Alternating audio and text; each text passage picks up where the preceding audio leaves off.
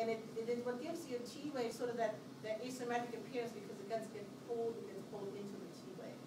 All right. And it's supposed to have this mildly concave appearance right there, okay? Which is important because if it is convex, that ST segment becomes convex, you are probably looking at an acute MI. Okay.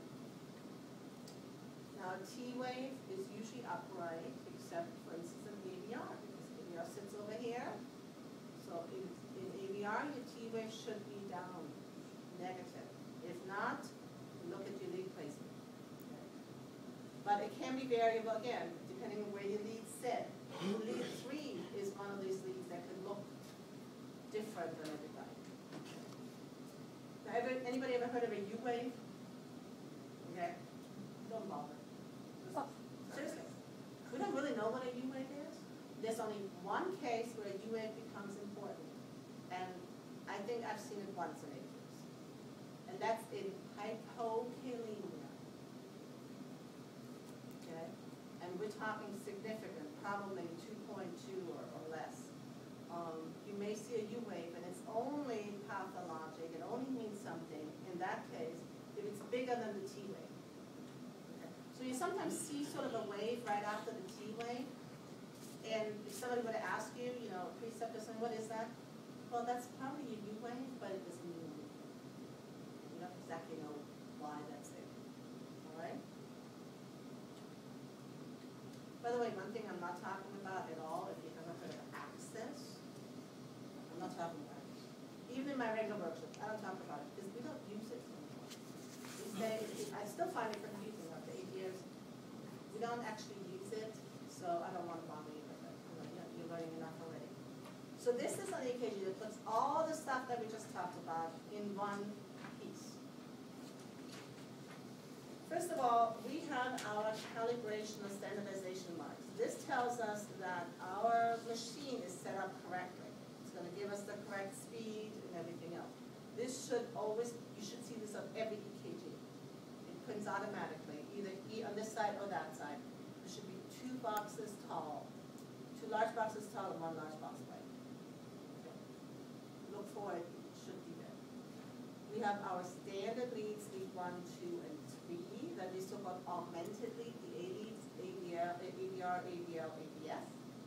Then our chest leads, lead 1, lead 2, lead 3, lead 6.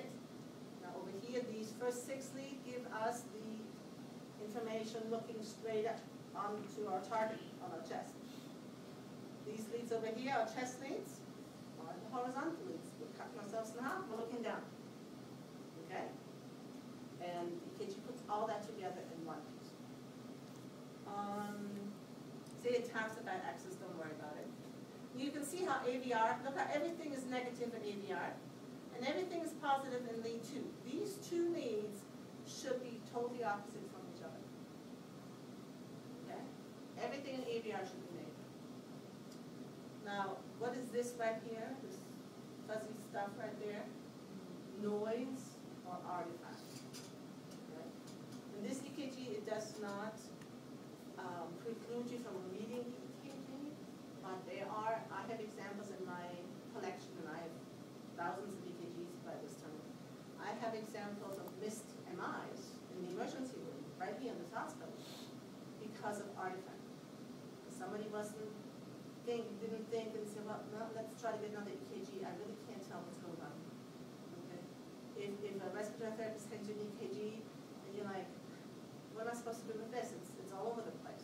Is this the best you could do? If they give you anything, okay, so please, would you please do it again? And you have the right to say that, because you're going to have to report to the doctor, right? You may be the one calling the doctor up and saying EKG shows this and this. Well, if you can't interpret the EKG, how's the doctor supposed to be able to? If the respiratory therapist says this, this patient has Parkinson's, that's the best I can do, and they should tell you, they should write it on there. That's something I've started with to teach them to do that. So at the bottom, we have what's called a rhythm strip, and hopefully, whenever you get an EKG, you'll get one of those rhythm strips. It's very, very helpful. Okay. Any questions? So now we're going to start reading EKGs.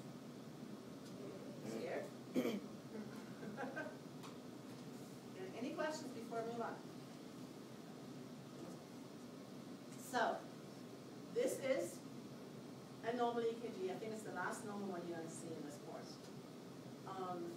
It looks funny because I use EKGs from stress tests, so that there's a whole bunch of weird information up there and these funny things in between that have to do with stress testing. But you see, here's your calibration mark. You have your limb leads and your V leads. And here's AVR. See that? Beautiful. Everything is downward. And here is lead 2. They are like mirror images of each other. Okay? Any guess how old this person is? No. 86 years old. I was like, an 86-year-old been in like picture perfect normal EKG. So I was with this one. Because it's a very nice example of the normal. Right? So, let's talk about things that are going wrong. We'll talk about the atrium first. We've got PACs, premature atrial contractions, or also called APCs, atrial premature contractions. So that difference. They can come by themselves, just one blip. They can come repetitively in a pattern. They can just kind of be thrown here and there. Okay. If every other one is a PAC, it's called bigeminy. Okay. Then we have atrial fibrillation and atrial flutter. I call atrial fibrillation the kindergarten class out of control. Atrial flutter is just one kindergartner with ADHD. And it has to do with how I remember when I first learned this stuff, what each of them looked like, and you know, in a way how we treat this too. Atrial fibrillation, the hallmark of AFib is twofold. Number one, you will not be able to see distinct P waves. In a normal sinus rhythm, like you saw with the previous EKG, you should have a P wave in front of every PRS. It's a one-to-one relationship, always. But in AFib, you'll be hard-pressed to find a P wave in front of every PRS. If you find one, I'm going to challenge you to say, so where's the next one? And you won't be able to find it. The other thing is that it's completely irregular. No two beats are alike. So if you try to measure them out, the distance from each PRs to PRS is going to be different. So irregularly irregular and no distinct P waves is the hallmark of AFib. And it can be slow. We typically think of AFib as being fast, but it can be slow. If that person's on medication, or if their electrical system is sort of burning out, you're going to have a slow heart rate. That can throw you off. Okay? The atrial flutter is sort of more like one kindergartner that's just kind of bouncing up and down, bouncing up and down, bouncing up and down. It's actually much easier to treat and stop than atrial fibrillation because AFib is the whole class that's just running around that crazy. Okay? AFib can be regular or irregular. When we talk about the irregularity, we're talking about the ventricular response, what happens at the bottom, especially the left ventricle. When you take somebody's pulse, what you're feeling is their ventricular contraction. Okay? So we don't only see what's happening in the atrium on the EKG. We can't feel it actually. So, and there's a special case that I'm not going to really talk about in this class because I think you have enough other stuff to learn. But there's something called 2-to-1 flutter. Don't worry about that this one. We're going to learn just what flutter looks like. Okay. Then there's SVT, supraventricular, so it's really above the AV node or above the ventricle. Supraventricular tachycardia. And there's various types. WPW, you ever heard of that? Or Parkinson's white. Okay, don't worry about that. You may or may not see it in your career. You can, it's again some of these little intricate things you'll see later in your career. Let's learn the more basic stuff first. And then there's something